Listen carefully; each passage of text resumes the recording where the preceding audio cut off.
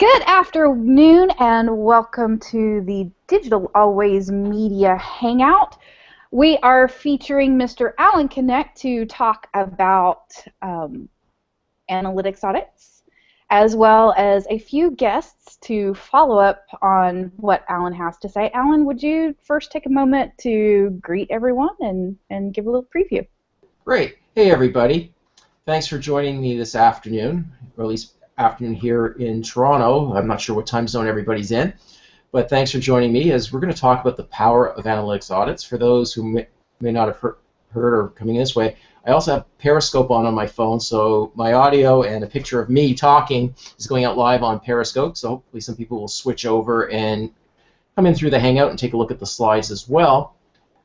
This is a follow-up to an article I published yesterday on LinkedIn about the power of analytic audits. It's something that through Digital Always, before I started Digital Always a number of years ago, was something I was heavily involved in, where companies would question whether their data was right. Were they looking at the right information from their analytic reports?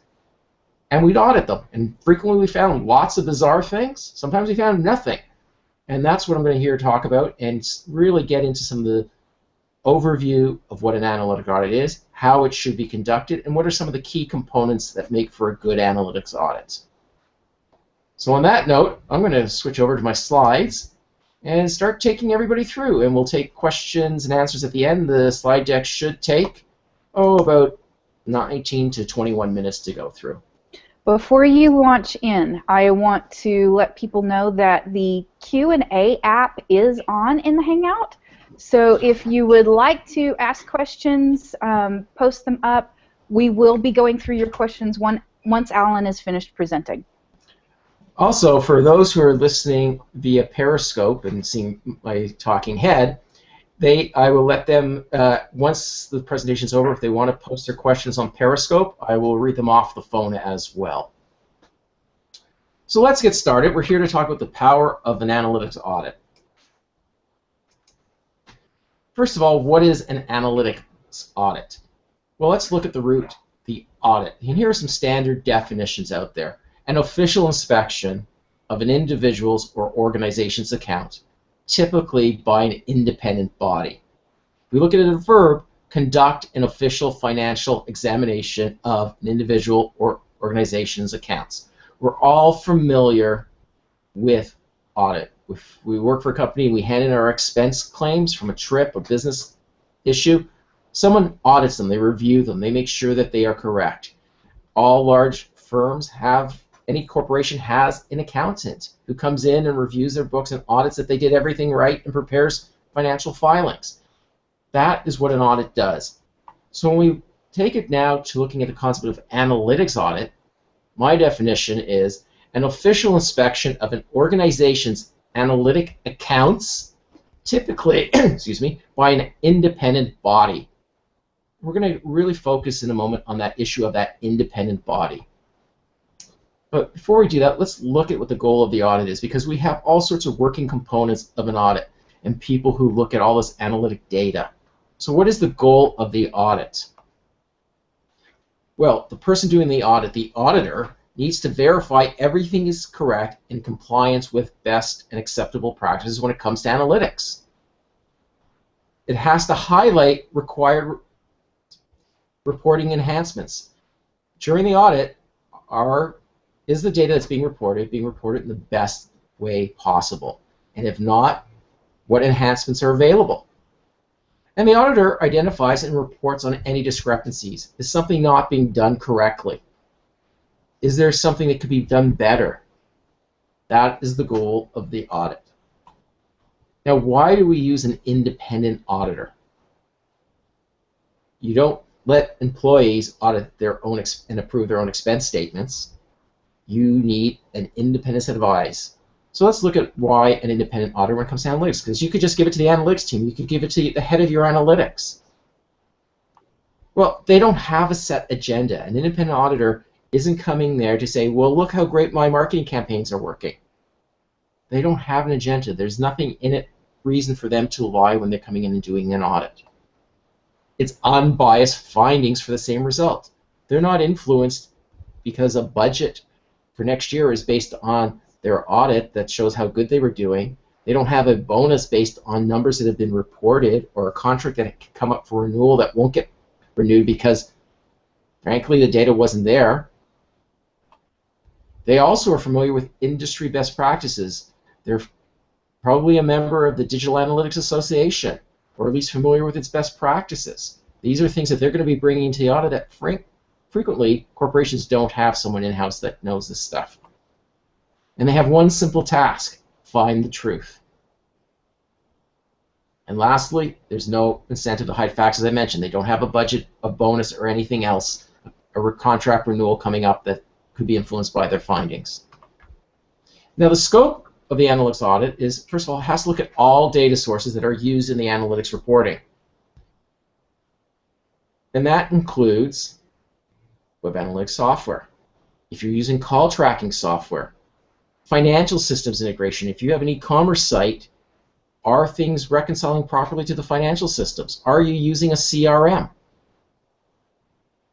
And if so, how is that integration set up? Are you using third-party data sources or any other data sources? And we'll get into each one of these in a little bit more detail as we go through this deck.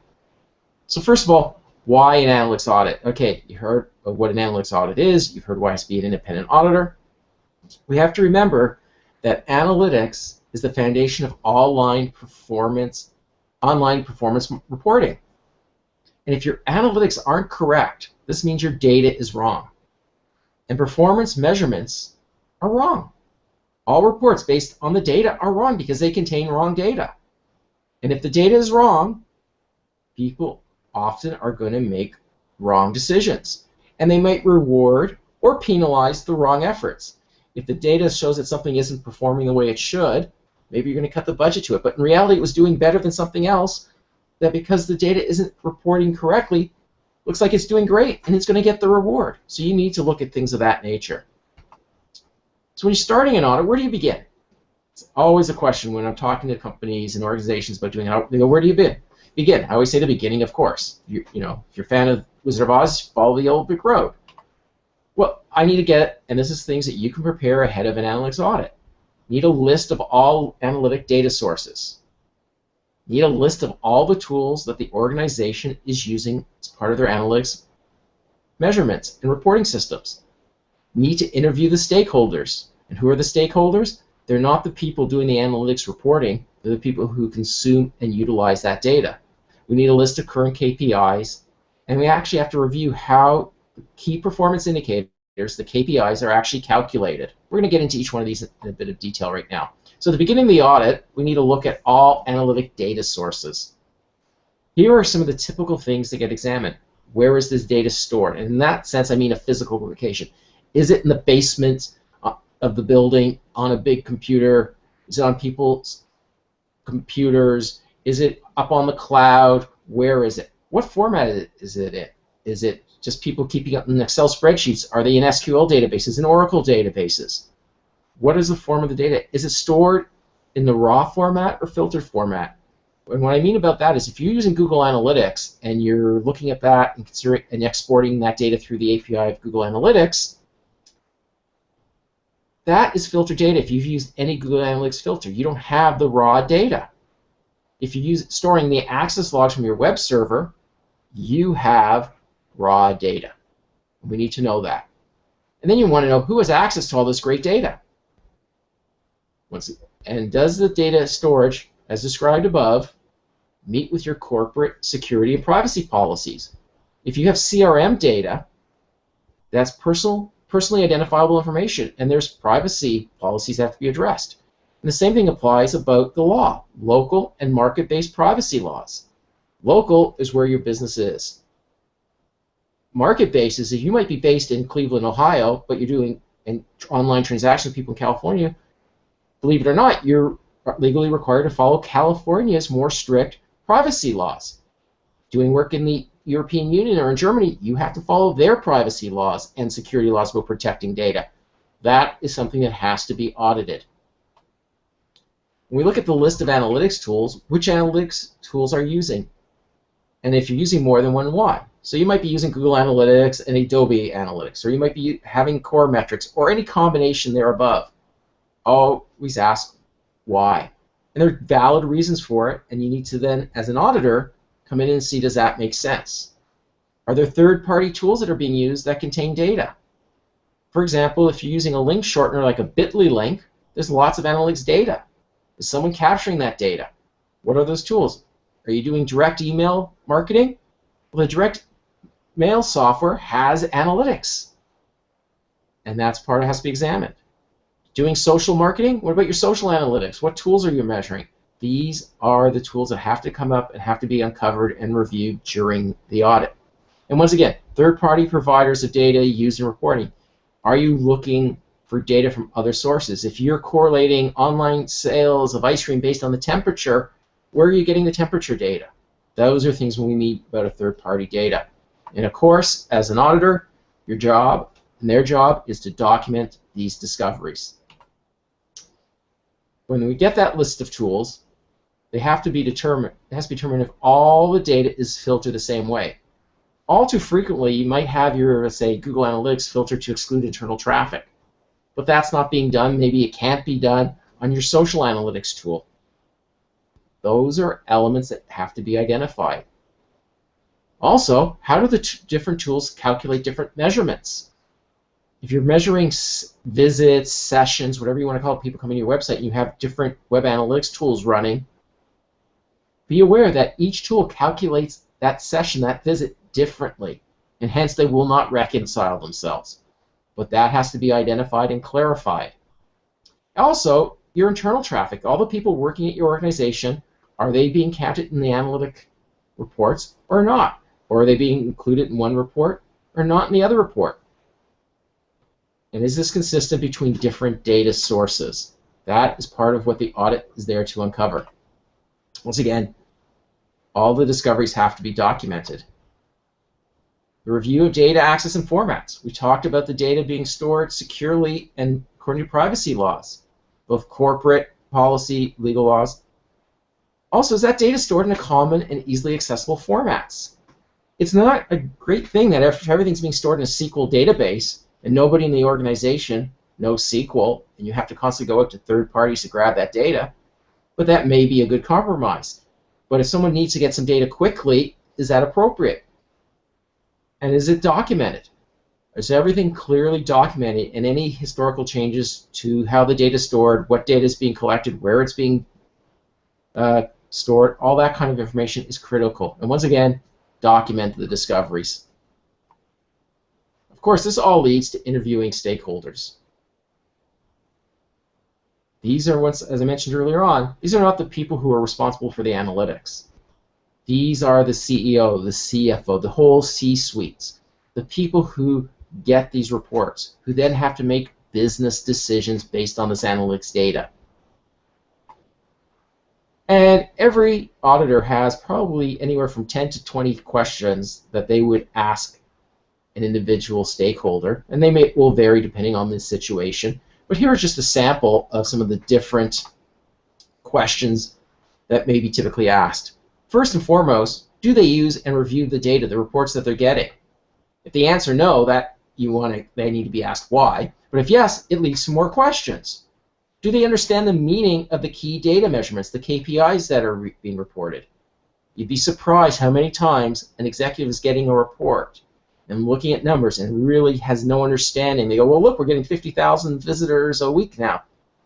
Great, but do you know what that means relative to your competition? Is that growing? Is that engaged visitors? They don't know what the meaning is.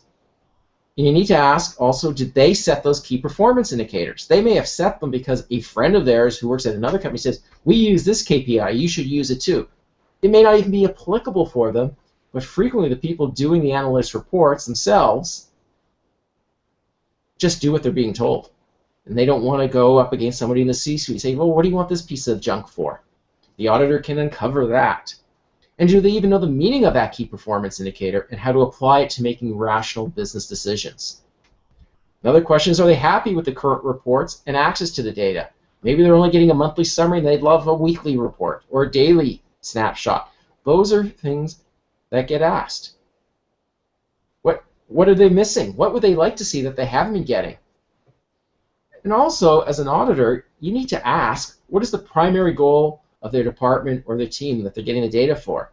In too many corporations, there's people who want to see all the data about everything else, but it has nothing specific to do with them. And that's something the auditors say, we're giving these reports to Department X, which really have nothing to do with Department X, and may question it because it's taking time and resources away from doing something else to distribute reports to people who really don't need to see it. And part of the key, and I find this one of the most critical parts of any audit, are the key performance indicators, the KPI. Those measurements, those gauges that tell you, are your digital marketing efforts working well? Are they performing the way you expect them to?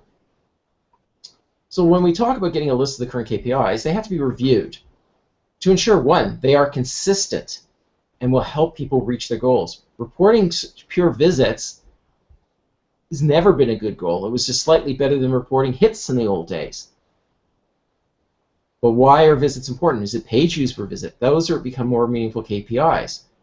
And because those key performance indicators have to provide meaningful and actionable items and information to them.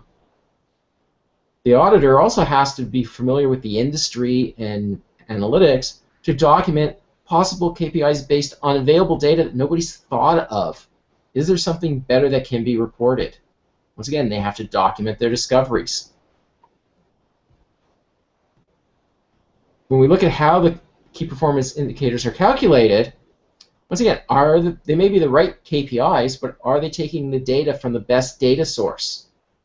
Did they filter out internal traffic to create accurate and real data? So that you make sure that it's not including search engine bots, internal traffic, that they're not doing a double count, or maybe there's excessive filtering, they've taken too much. One of the classic stories I like to tell about an audit is during an audit, there was a review of a marketing campaign, and the stated goal of the marketing campaign was to drive awareness by driving visitors to the website. And these beautiful reports were showing, during the life of the campaign, which was quite an expensive campaign, they were showing how big an increase in visits, sessions they were getting to the website. But during the audit, it was noticed that weren't exactly high-quality visits. They were visiting one page, bounce rates. Nothing was included in the reports that was coming from this third-party agency. But upon discovering, we noticed that most of that traffic actually was coming from a single IP address. A little research showed that was actually the marketing agency's in-house people who were visiting the site and following all the campaign links. Their goal was to show increase in traffic, and it sure was, even though the traffic was just theirs. During the audit, we removed that IP address. We didn't look at visits. We looked at, because the site was awareness and lead generation, we looked at number of leads per visit, how many visits it took to generate a specific lead as a KPI, and it was consistent with what was going on before the campaign. So the campaign traffic was converting at about the same rate. But when we looked at the cost per lead, given the efforts and the cost of that marketing campaign, it was a complete failure. But management was just being shown, look at how great we were doing. Our goal was to drive traffic. It was never an indication of quality. And that's something that can get uncovered during an audit, and which is probably one of the reasons many agencies fear when an independent auditor comes in and once again gives reasoning for the auditor, an independent auditor. That campaign would have been great, would have been more than happy to report, wow, that was a great campaign. Cost per acquisition was lower than all other marketing efforts. But nobody looked at it because the goal of the marketing agency was to get a renewal of that marketing contract. Once again, this was documented. Now, during the audit, once all this information has been gathered and documented and the interviews processed and all the investigations, the auditor does the following. We go back and we verify everything we collected, make sure we didn't miss anything and that what we got is correct. It's a double check. We compare the current configurations in the organization to the best practices. We identify specific issues on a priority basis. Review the reports from third-party vendors for accuracy and relevance. That example, that marketing report, the data was accurate. Was it relevant? Well, it actually wasn't accurate because they were including themselves. They want to compare internal data to data provided by third parties. There are many third-party tools that will give you approximations of traffic and everything else, and you can start using these to see how the quality and accuracy of your own collected data is. All the findings get documented. Recommendations are made for enhancements if that's necessary. Believe me, every auditor would love to hand in a report that says, we didn't find anything, good job. Of course, that may not get them back too quickly, but they still would be really happy to find that there was nothing significant. And then they have to present the findings to the stakeholders. Once again, these are the C-suite, the people who use the data that's provided in these analytic reports for making those business decisions. That's who this gets presented to, at least initially, and then to the analytics team. Another question that I frequently get asked about analytics audit is how often should an organization, a firm, conduct an audit? Is it weekly, monthly, annually? I like to recommend, same as your financial accounts are audited, at least a minimum once a year. That's when you have to do your annual government filings. You get your accountant in who certifies that you've followed the best accounting practices for your jurisdiction. So minimum once a year is always a nice touch point to go through, get somebody in, review, make sure, because things change, tools change, information changes. Make sure things are consistent with the new way of doing things. Also, if you've hired a new vendor who's providing you any kind of performance reports, I strongly suggest and recommend after 2 to 3 months of engaging with them. This usually means after the first or second report, you may want to have that report at least audited, the report itself, and see how it compares to your actual analytics efforts. And always when something smells fishy, if it's too good to be true, it generally is. So if somebody's reporting phenomenal results that just don't seem right, get them audited. Also, if things seem to be doing worse than they should be, get them audited. Somebody may have done something wrong in a setup and they can't find it. Get it independent set of eyes looking for it. After the audit, you've got this report, everybody's aware of what needs to be done. I always say go for the easy wins in the auditor's recommendations, the ones that are going to take no or minimal additional budget to fix. Then showcase those fixes, those benefits, to get the budget for those bigger fixes. And when you have a big fix, you need to actually create a plan to implement it and get the sign off on the implementation plan. And as you're going through and implementing the changes, start documenting the benefits of these changes. This makes the C-level more than happy and ensures that the audit, the value of the audit, is truly received by the organization. As well, once you've implemented all these changes, circle back and do your own little internal audit of your internal staff. Ensure they're using the new information correctly. You may have come out with some new key performance indicators. You may have changed the way the key performance indicators are being calculated. They may not fully understand this. It may be a great time to run an in-house session on these components. Just circle back, make sure everybody's using the new data. They're getting a new report. Do they understand things? Make sure. There's nothing worse than having an auditor come in, getting a great list of recommendations, implementing them, and then all the changes have no impact on the organization. So make sure that anything you implement is getting used correctly. And ultimately then, once the changes have been implemented from the auditor's report, start reaping the benefits of quality data. So on that note, we have a few questions waiting for us. Nobody here on Periscope right now. There were a few during the session. Let me quickly do a little bit of housekeeping. I'm not sure who I'm getting feedback from. Can everybody else mute their mics for a moment, please? That seems to, thank you, Jim. That seems to have taken care of the problem. Housekeeping very quickly. If you would like to get a question or comment into our panelist, we are using the Q&A app on Google Hangouts. I am also monitoring any comments on the Google Plus event in G+. Alan, I will give you a moment to mention Twitter and Periscope. He is also broadcasting on Periscope, and you can also reach out to him directly on Twitter. He will read those questions in. For my panelists, if you will make sure that you have turned on the Q&A app, you can also see the questions and things that I am queuing up to be answered from that particular feed. And I will now hand the mic over to Melanie, who is one of our panelists, to introduce herself and say hello. Just make sure that you unmute yourself.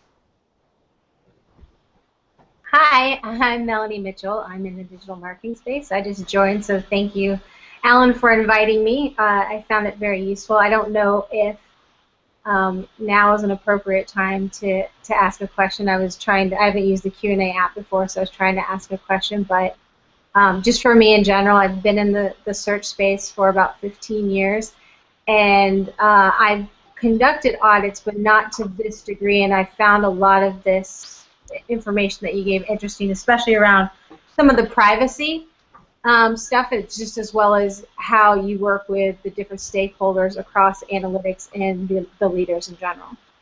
But so I don't know if I can ask the question now or try to. Oh, ask the question, Melanie. Okay.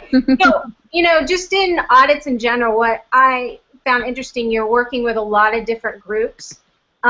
Is there a theme that you found that any particular area that you find troubling across any organization, small, large, vertical, whatever, whether it's working with an agency stakeholder, the analytics team, or reports? Is there any one area that you find the most challenging, and if yes, how do you deal with it?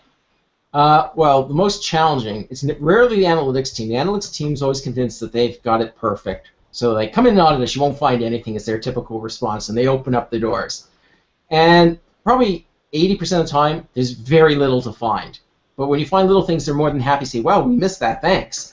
The most challenging are the outside agencies, especially if it's a large agency. They say, we have our analytics, we've been doing our own analytics, we're just giving the reports. And they're the ones who are the most difficult to work with. A classic example was I asked to get access to their analytics data as part of an audit for somebody, and I knew the numbers looked funny. So they said, oh yeah, here's your access. All they gave me access to was their analytics tools pre-generated reports. I couldn't actually see how anything was configured. And when I kept asking for it, they said, no, that's all you get, because it's our data. And when I told that to the senior stakeholder who brought us in, that they're saying it's their data, but it's your campaign. He made a quick phone call and said the project's canceled unless you give them access to the data. Data became available. And then you wonder, that was part of how I discovered, that they were the ones generating all the traffic themselves. It wasn't real traffic. And that, I had suspicions from their own internal analytics, but that confirmed it. And that's part of where sometimes you have to go. You're a third party, they have a relationship, and believe me, when the person who's responsible for signing the checks to that agency says, we're going to not give you any more work unless you open it up, they will open it up. Because once again, now they're scrambling to fix things, but that you can't give them the time. And other than that, sometimes it is the marketing group. Because once again, the marketing group has been providing reports of success to upper management, and they're worried that as an auditor, you're going to make them look bad. And nobody wants to look bad. Right. I always laugh. The analytics guys who probably are always convinced they did nothing wrong are the ones who open it up. And the more likely that somebody is scared that they didn't do something right, they're the ones who have the most resistance. And you just have to go to the key stakeholders. Great. Thank you. All right. I am also going to welcome Jim Hedger and Adam Forrell into the conversation. Give me just a second. I will mute, and you can say hello, Jim. Hi, I'm Jim Hedger. I'm one of the founders of Digital Always. Alan, thanks for the presentation. I'm not going to ask any questions. I get to ask you questions every morning, so I'm going to pass this on to Adam. All right, can you guys hear me okay? All right, great. Hey, great presentation, Alan. Thanks. It's awesome to hear that stuff. Analytics audits are kind of fascinating, so I was just kind of typing up a few questions as you were going through that thing. And one question I had is from a prep time standpoint, because one of the things you got to do, I think, obviously you need to really understand the client's business, and you mentioned some of the key stakeholders, some of the C-level people. Well, these are oftentimes not easy people to get a hold of and to get all in one room. So how much prep time do you find that it takes you when you're trying to just get your head around their business before you even go in to see if things are tagged properly, if they're measuring internal traffic and things like that? Because it seems to me that would almost be like the biggest chunk of the audit, or at least it could be almost the most time-consuming piece, because checking to see if something's tagged properly, I'm guessing you can spot that in a matter of seconds, right? Yeah, it's knowing what needs to be tagged is the challenge, as you point out. Getting into the senior stakeholders, it all depends obviously on the size of the organization. If you're going into a Fortune 500 company, these are people who are on the road, they're booked months in advance. The key to that is, once again, have to get the introduction from the stakeholder, the key stakeholder brought you in, and they usually are where you're coming in. Many of them have a beef. So that's always a nice thing. You schedule nothing more than, I try to schedule 15 minutes to say, I'm going to take 15 minutes of your time, nothing more.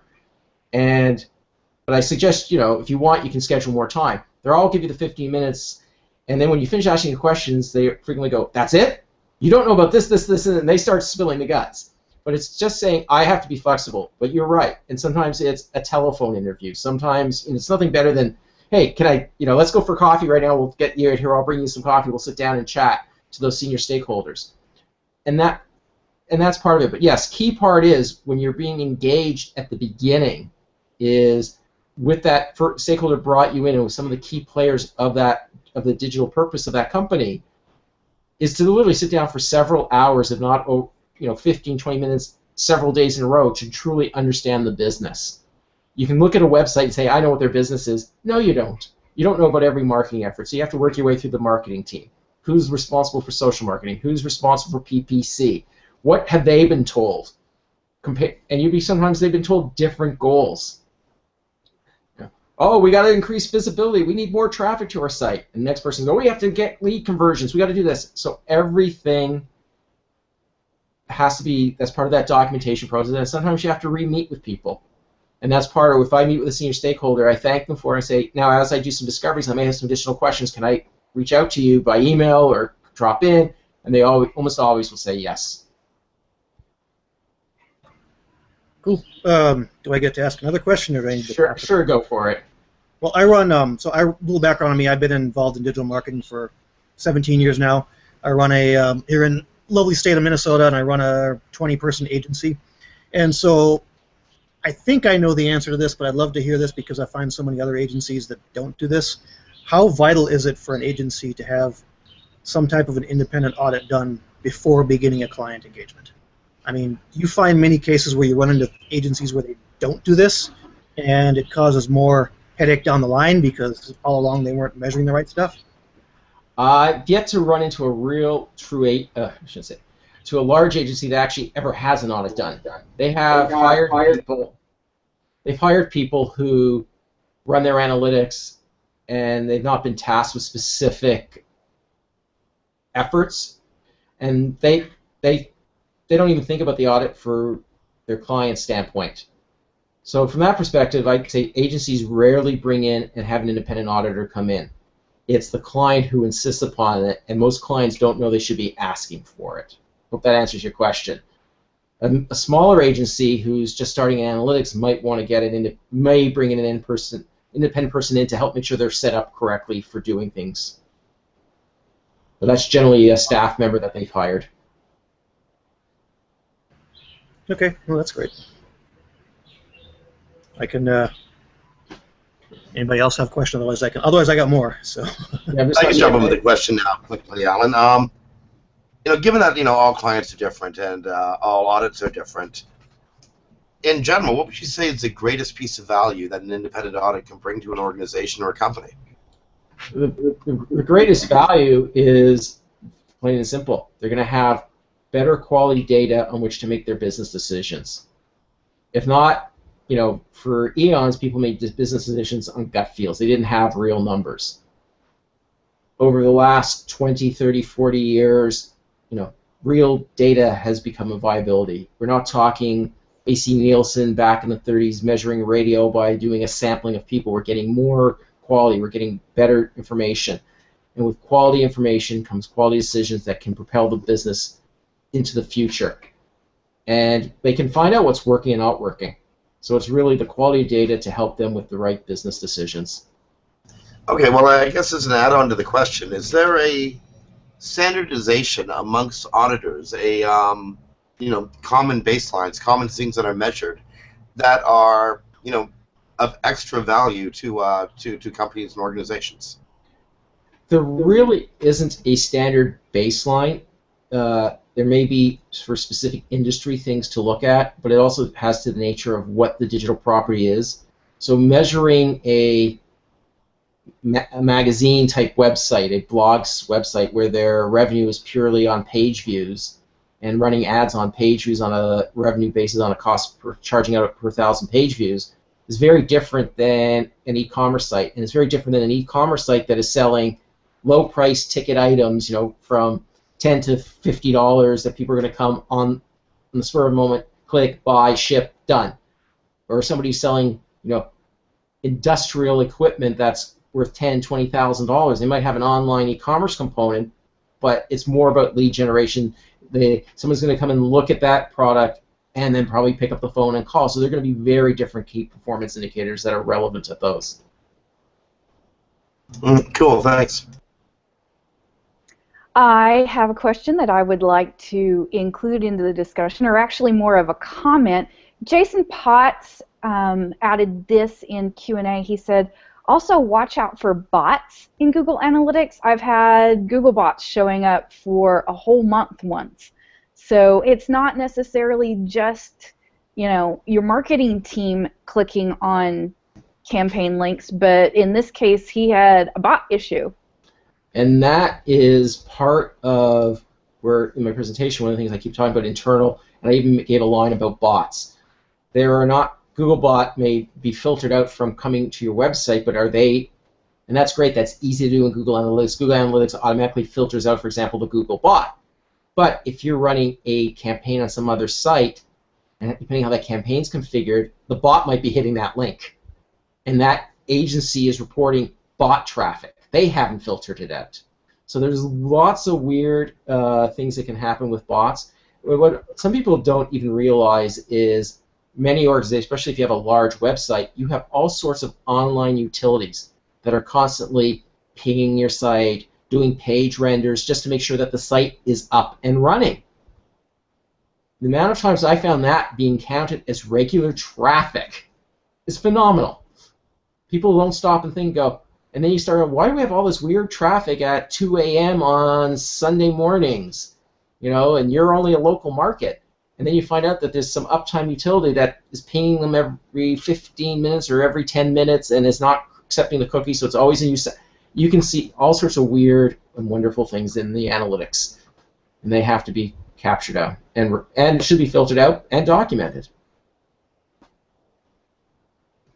Excellent. Melanie, do you have any further comments or questions that you'd like to jump in with?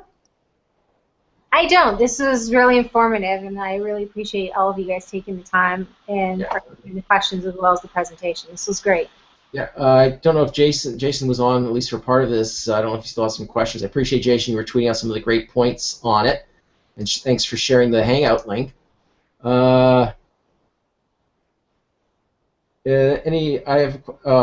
right, Adam's got another question, so let's give it to Adam. But once again, anybody who's on here, please use the Q&A app or send it to me on Twitter as well. So, hey, thanks. Just kind of curious. So, can you describe maybe just some of the more interesting reactions you've gotten when you've presented your findings? I mean, is anybody surprised? Especially like when if the C-level hires you, there must be some deep mistrust of the data, or some reason that they're hiring you to do an audit. Is there typically surprise? Is it, oh my God, I knew it was bad, I didn't know it was this bad? Is it, oh, that's better than I thought it was? Or is it somewhere in between, or does it kind of run the gamut? Great question. Personally, I think it runs the gamut. There have been people who have brought me in. I can think of one which was a teachers union, believe it or not, that were running multiple websites and they were not happy with their analytics data. They suspected something was afoul, but they were more looking at people weren't using the reports properly, and people were asking for data that was meaningless. So yes, the audit went in and more or less confirmed. It was like, see, we knew we were right. Thank you. Here's the report. Now I can take it up even one more level and say, see? So they were using it as ammunition.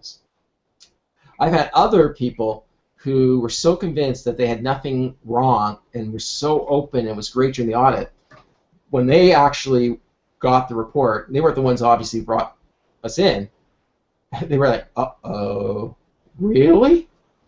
You mean we're not doing that good?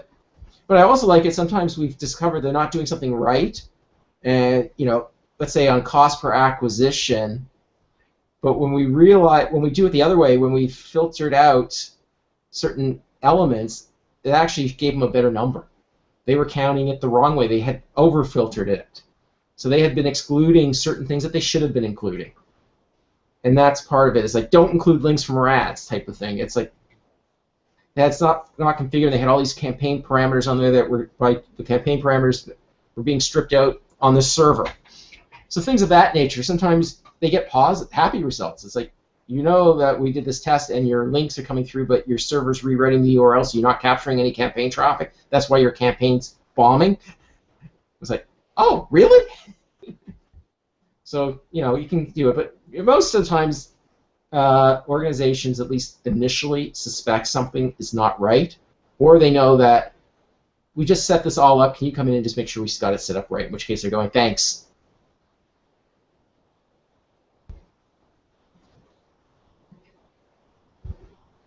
Any other questions out there? All right, I spotted Jim laughing. Go ahead, Jim. I'm afraid I can't discuss the reason I laughed. That would be betraying a client confidence. But Alan, how do you prep stakeholders for news that I find a lot of resistance is ego-driven. Somebody has spent a lot of time, energy, and perhaps personal capital in the office following a certain direction for such and such a time. How do you prepare that stakeholder to hear that he or she has been going or measuring in the wrong direction? Usually during the course of the audit in that type of environment, they have a suspicion. They know what you're looking at. They know that when you start digging. And sometimes before the big presentation, if it is a stakeholder who has actually paid for you to come in, you give them a preview. Here are some highlights. This is the draft report I'm going to give you in this, just so you have a heads up and can be prepared to deal with when the CEO, who's perhaps in this case, sometimes the CEO is completely left out of the mix, or when the other species during the presentation see this, just so you can prepare your response, which could be, we didn't know. And that's sometimes the saving grace for them is we didn't know, and we're going to be fixing it. And already have, but yes, if it's really, really bad news and someone is going to be put on a real hot seat, put into the electric chair for it, it's nice to give them a little heads up that, hey, we're uncovering some stuff that you may want to find some additional information, and sometimes even you have to go back and ask them questions and double check things. Make sure you say, hey, that's a weird KPI to be using on something like this. Are you aware of that? And they make, no. And you explain why, and then they're prepared. In some cases, they may even, before the audit gets finally presented, because an audit isn't something that you go in the morning and present at the end of the day. In a large corporation, it could take several weeks to a month to cover all the material timeline, might even take over the timeline, if it's a really large organization with tons of data sources, it could take more than a month of just data collection. They usually know what you're finding. And sometimes it's, as you find something wrong, let them know, because you want them, even in your final report, it might be, we notified them on, June 15th, and you're presenting on June 30th, and by June 20th they had this issue corrected. But all your data prior to that is messed up. Okay, I think I got one last question before we let you go. In the life after audit, how quickly should companies react to findings in the audit? I mean, I know you said aim for the east, but how quickly would you recommend reacting? As fast as they can. And depends on how big an error it is. In some cases, it's a 5-minute fix. In some cases, it means rejigging a whole configuration, and that could take a month of labor. That you need budget for. You need a project plan. But they should try to get it fixed within the quarter, within 3 months, getting it up there and running. Cool. So, Michelle, yes, I see Melanie needs to go, and we've run a little bit overtime here.